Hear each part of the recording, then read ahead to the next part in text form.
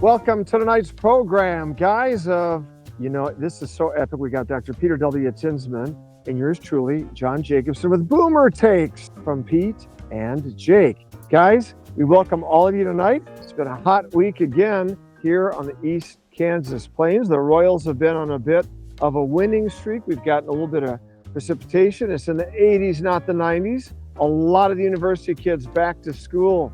Tomorrow morning, yours truly will be beginning another semester of classes. And we are going to talk about youth and youth health today. Pete, I have so many of my college kids that are injured. They're athletes. Some of the injuries are just incredible to me. I have one student who just went through a torn labrum from volleyball and then just blew out her ACL playing a pickup game the other day. And I'm thinking these are kids that are in perfect health otherwise, and yet some of the injuries, a massive ACL, massive shoulder labrum injury. And of course, Pete, I was up in Iowa this week on some business in Des Moines, wanted to stop by the state fair, but was otherwise preoccupied from a business and commercial standpoint. But our Secretary of Health our Health Secretary, Robert Kennedy Jr., was at the Iowa State Fair talking about health and also was touring around elsewhere in Iowa. And what's really noteworthy was something that I think has been so important. And we talked about this some time ago, and we talked about when we were going to school in the 60s and 70s about physical fitness and youth, and how President John F. Kennedy had that physical fitness test that was supposed to be incorporated into our very PE, physical education curriculums. Well, this week, guys, HHS Secretary Robert F. Kennedy Jr. told reporters in Dubuque, where you practiced in that metro area, Pete, in Dubuque, Iowa this week, that the administration is doing everything we can to contain a measles outbreak in the state. And also, he noted, we think the sedentary condition of many of our children is contributing this malaise to the mental health crisis, to the physical fitness crisis, to the chronic disease crisis in our country. So he's devoted much of his visit to promoting a revamped presidential fitness test for school children. And Pete, I think this is incredibly important. And I would tell you that it wasn't gym class for me in the 60s and 70s so much that fostered my physical fitness. But as a kid, and you can talk about this, I was doing things like mowing yards and taking out garbage and maybe grabbing some firewood for Dad. But even more importantly, Pete, I credit the physical shape I was in to two things growing up. One, aquatics. I was taught at a very young age to become very proficient at swimming. I took a lot of swim lessons, both at Indian Creek and at the YMCA. And boy, there's nothing better for your cardiovascular than swimming. And that combined with my Boy Scouting, going on 5-mile hikes, backpack loaded, outdoor campouts, hauling wood again, and carrying kitchen boxes and tents, and then doing all of the lake and pool aquatics. Pete, it really enforced a bit of a physical fitness regimen. Even though I was not participating in organized athletics per se, I was doing a lot of cardiovascular and even lifting. Pete, we both have got grandchildren now in an era where there's phones and computers, and it's a different era. I think Bobby Kennedy is absolutely onto something, Pete. What do you think about physical fitness for youth? And then, man, what's with all these college injuries? We've got to do something about mitigating the injuries at the high school and collegiate level. Take it away, Pete. Well, I think you got to look at how life was so much different for us. I'm born 1961. We weren't allowed, you'd sit inside and watch TV. We had 3 channels, ABC, NBC, CBS, and then, if you're lucky, you had PBS, but who the heck would ever watch PBS? And, and it's like we were outside all the time. And look at around your neighborhoods on a nice summer day. How often do you see children outside playing? When I was a kid, we went to the park and we played baseball or football, or we were running around in the woods building forts. We did all this stuff. And what do we got? 74% of our population is overweight or obese. Absolutely. Absolutely. And it's kind of like, it's a component of the food, how food has changed over the past 50 years. It's a component of how more sedentary we are. I mean, even I remember talking to the husband of one of my patients, and they farm. I was just talking about how things were, and the physical activity involved in farming. Even farming has become much less physically, strenuous. That's a true statement. Yeah. Due to the automation. And it's great that you've got the automation. There's nothing wrong with that. But, you go back 100 years versus now. I mean, I was looking at photos from that my in-laws had of when they were younger, born in the 1930s, and they're at a lake cottage then, and you see all these people, or photos of people walking down the street. Nobody's overweight. Everybody's why? Because everybody was out walking. Everybody was doing things. People had one car. If you were lucky to have one car, not two, and you walked and you were doing stuff. And mowing the lawn. You mentioned mowing the lawn. Yeah, I had a push mower. My dad refused to buy a rider lawnmower because he had two boys that were mowing the grass for free. And why would he even bother to spend money on a rider?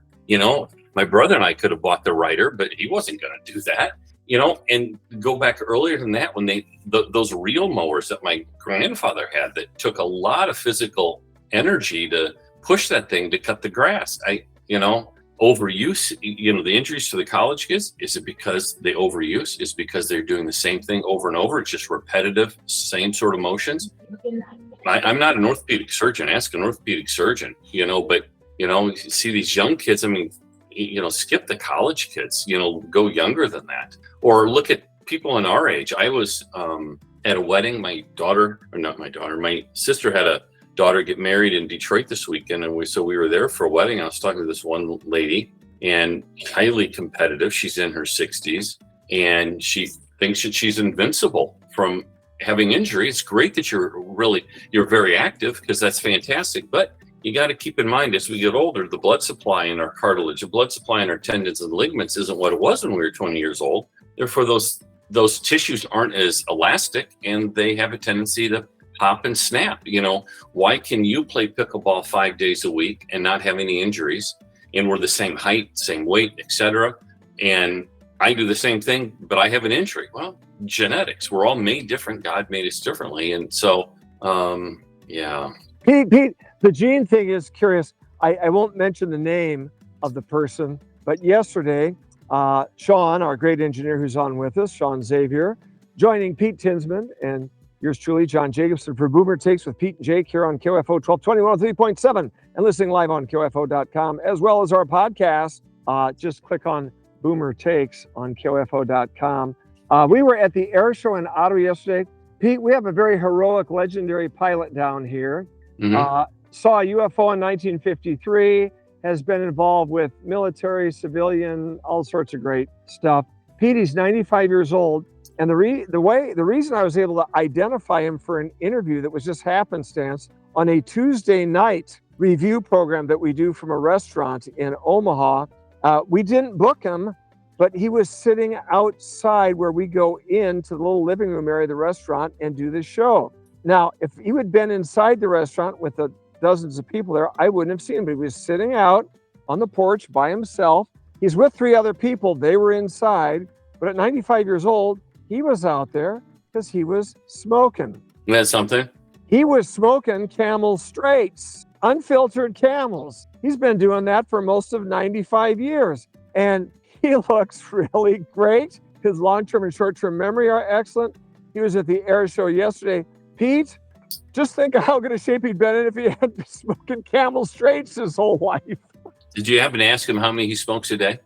No, I didn't. But my grandmother. He was out there. He was out there at the restaurant for quite a while, smoking the one. That's how we were able to wangle him onto the show in the big interview on Tuesday. Yeah, well, my grandmother lived to 100, and she would have cigarette in the evening time when she had a cocktail. The cocktail did not taste good unless she had a cigarette, and a cigarette would not taste good unless she had a cocktail.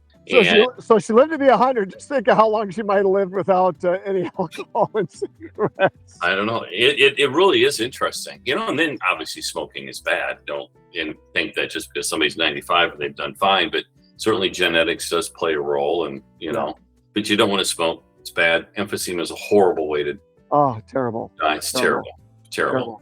Well, Pete, what the juxtaposition for me is interesting. So America is somewhat obese, but Somewhat. yeah, someone was mad that I said obese. They're beeping the horn at me. No, I'm just kidding here. Um, but yet here's the juxtaposition. When I go and teach at college, Pete, here at Ottawa, all of our 1,000 kids on campus are de facto on athletic scholarship. These kids have no body fat. They are in pristine, impeccable, prime physical condition, heart, lungs, musculature, all of that. And yet they're not chronically diseased, but they're chronically injured, including labrum and knees and shoulders. I have another student that had severe shoulder surgery over the summer. And, the other thing is, Pete, they end up being then injured, but not ill. And there's a difference there.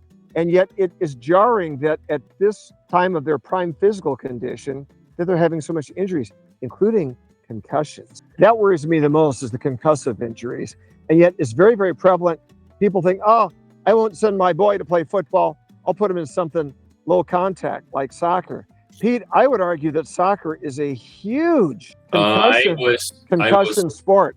I was talking to, we came home today. I was talking to the pilot of our flight, and we just kind of standing there talking before we got on the plane. And he's like, and he was just started talking about his family. He's got a daughter who plays soccer, who is in college, has a scholarship to a D2 school. She's had a number of concussions, and he and his wife are very concerned about her. And we've got very good friends in Florida, and their daughter played big on lacrosse, and she's had multiple concussions, and now she is legally blind and all the problems and migraine headaches. And she has some vision, but she can't drive. Things are really fuzzy, and the doctors all say it's from her concussions and damage of the retina and the optic nerve. I mean, is there really anything wrong with just running around in the backyard? No, that's what we used to do. It wasn't all this organized sports with all of the hyper practice modalities. And think about that. I mean, it's like from what I understand, Michael Jordan, the basketball player, Chicago Bulls, he was cut from his high school freshman basketball team because he wasn't good. Yeah. And you got to say, the kids who are really talented athletes, if they haven't done something and you throw them when they're 14 years old, they're going to do well. I agree with you totally. Yeah. I have a son-in-law that had never water skied. And last year he got up on 2 skis, and then he did that one around the lap once, and said, okay. And we're like, why don't you try 1 ski? Okay, fine, I'll try it. Popped right up on 1 ski. I mean, it's just kind of like, how is this possible? But yeah, I think that you need that's my opinion, and everybody else. But there's a lot of people out there, John, and where you're looking at college, and it's expensive. And so the parents say, well, let's get you playing volleyball. Let's get you playing soccer. Let's get you playing baseball starting at 6 years of age. And let's see if we can get an athletic scholarship to a college. I lean more towards, hey, study really hard, work really hard, so you can get yourself an academic scholarship. Yes. That's my take, but I'm not right on everything. My wife calls me Mr. Perfect, by the way, but I don't think I'm right on everything, but I'm just going to let her continue to call me Mr. Perfect. Well, you're perfectly matched, because she's just about perfect too, like Mary Poppins, practically perfect in every way, like the lovely and gracious Deborah. We both outkicked our coverage, as we say, Peter, with our choice of spouses. So anyway, Pete, it is amazing. I think too, walking is underrated. I think the best thing I do is walk. And Harry Truman, President Truman, who lived to be about 90, he did his morning constitution, walked vigorously every day. There's something to be said for walking and swimming, and not all the high contact sports. You don't have to run if you can walk.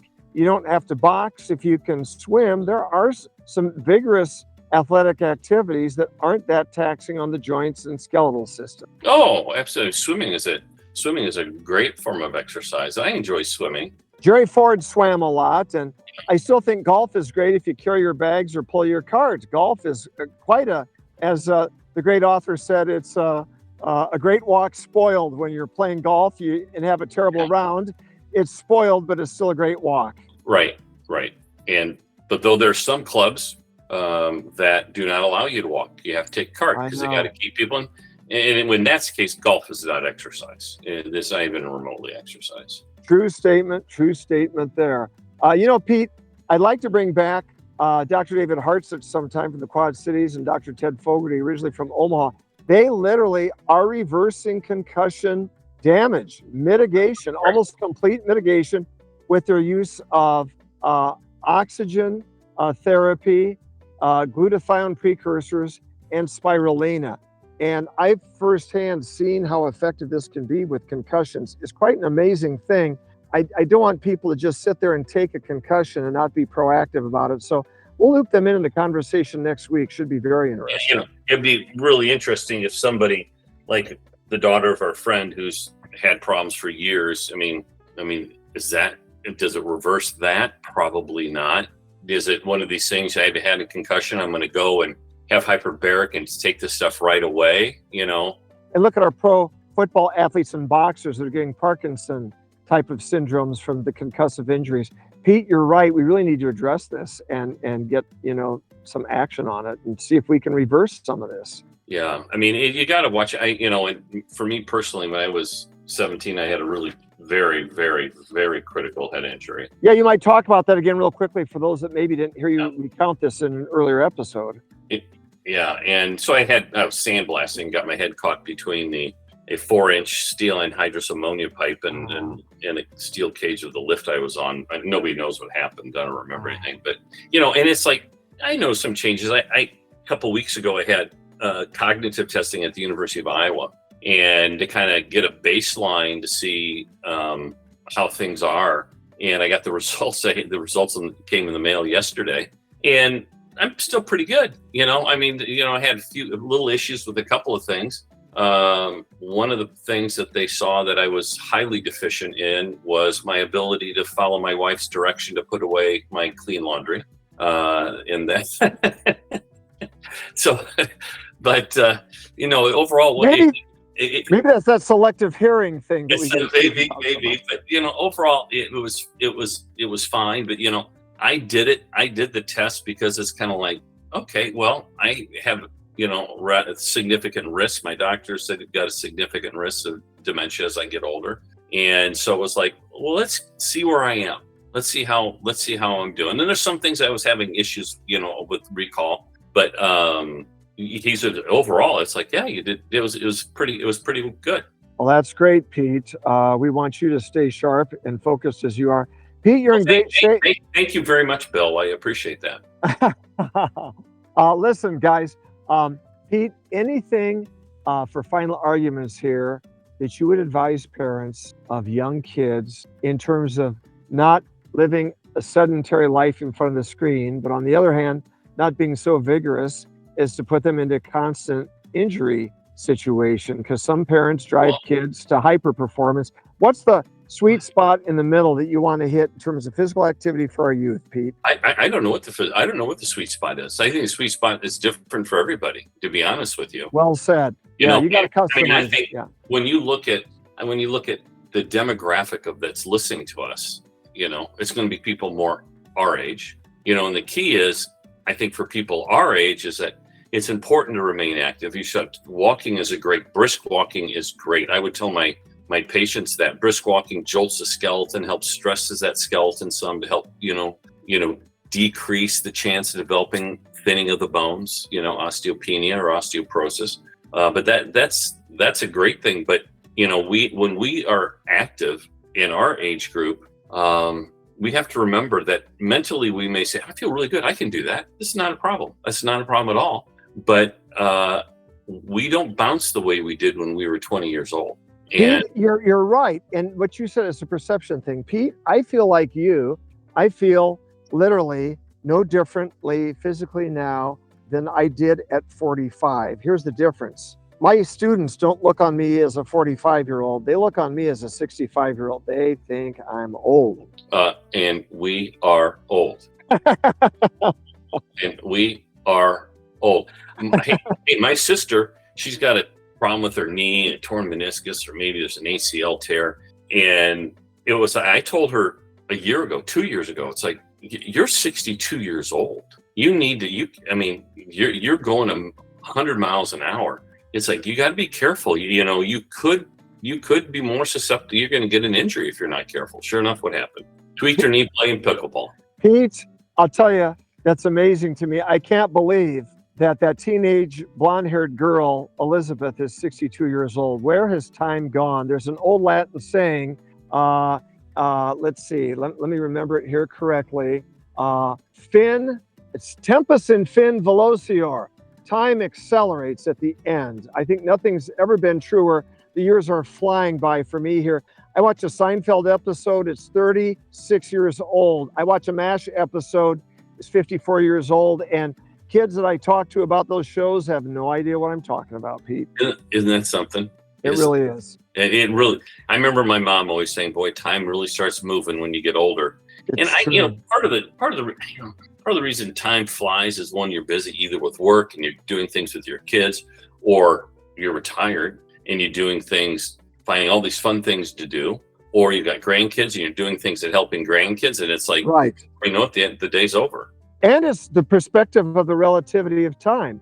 If you are 8 years old and live to 16, 8 years seems like an eternity because it's half of your lifespan and 70% of your memory. If you're 72 and live to 80, you're going, that's just an eighth of what I've lived. That's nothing. That's just 8 short years out of 80. That's a tenth of what I've lived.